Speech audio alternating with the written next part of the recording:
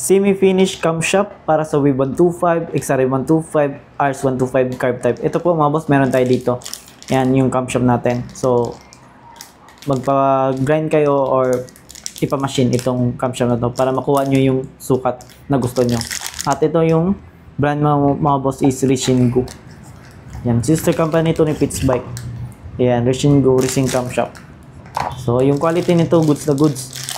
Napakamura lang. Kung interesado kayo nito, message nyo po.